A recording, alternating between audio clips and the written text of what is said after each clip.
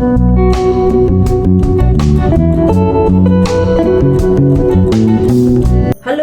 Namaste and very warm welcome to you all on my channel Moment with Prasanna. I hope everyone is well and enjoying the beautiful summer, especially if you are in London.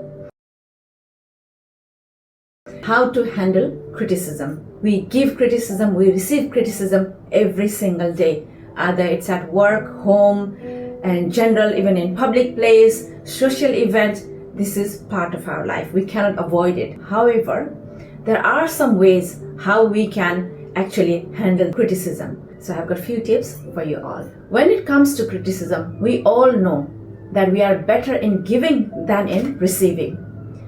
Criticism is creating judgment about positive and negative qualities of someone or something. Research supports the concept of using feedback and constructive criticism in the learning process, and it is very powerful.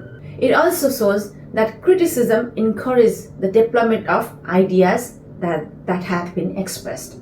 However, no one likes to be criticized, and we may respond to it badly. From psychological perspective, our brain is wired for defensiveness when there is especially negative criticism. And this is absolutely normal, and this is almost universal response. It is also the big enemy when it comes to our intimate relationship and to have any authentic connection. So, how do you react to criticism? I know for many of us, our first reaction is often anger and defensiveness.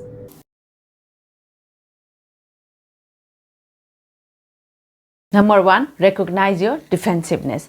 We listen defensively when we listen for what we don't agree. Under fire, right? Catch yourself when you see that you're focusing only on the mistakes.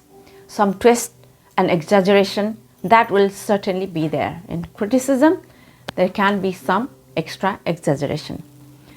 Number two, breathe.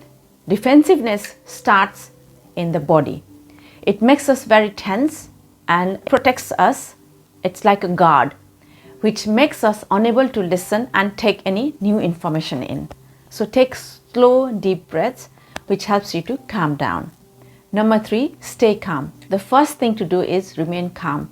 Whether the criticism comes from a colleague or from a boss or at your workplace or even at your intimate relationship. Negative criticism can give rise to anger or feeling of inadequacy. Expressing these emotions will only dig you deeper into a hole and give your critic the higher ground. Listen only to understand and learn something better from the criticism. Listen to discover what you can agree with. Do not interrupt, argue, refute, or correct facts or bring up your own criticism and complaints. If you have any valuable point to add, save it for later conversation when you are not defensive. Repeat the criticism. If the criticism is being given face to face, simply and calmly repeat the critic's complaints back to them to make sure that you understood them properly. Such as, what you're trying to say means you're putting the criticism in your own words. The goal here is to take your focus away from your own reaction and place it squarely better from the criticism. Listen only to discover what you can agree with.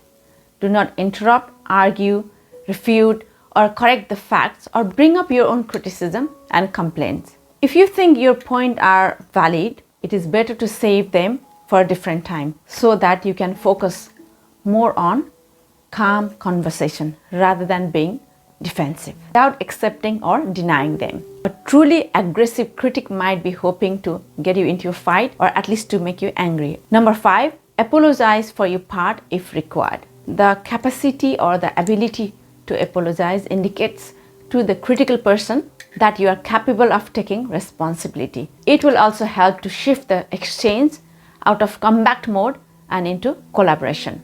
Save your thoughts about the part until later.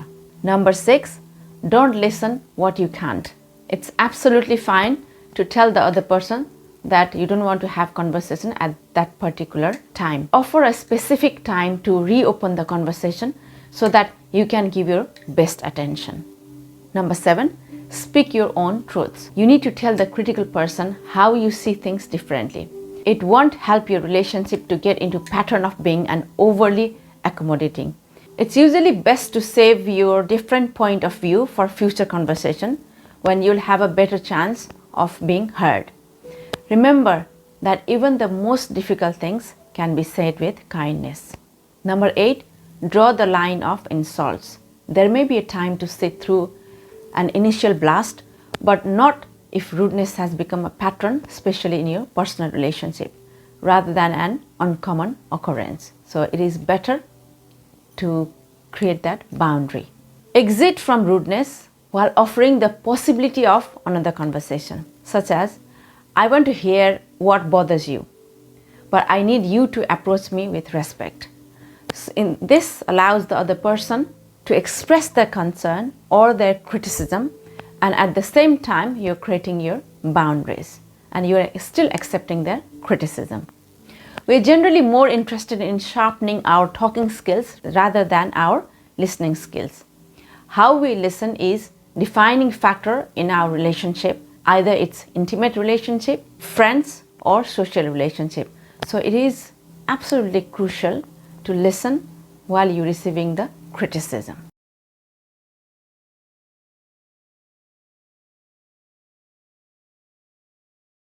I hope this video has given you some insight on criticism and how to handle them, especially the negative ones. Keep subscribing, watching and supporting my channel. I will look forward to receive your valuable comments, suggestion and feedback as usual. See you on my next video. Until then, take care, goodbye and namaste.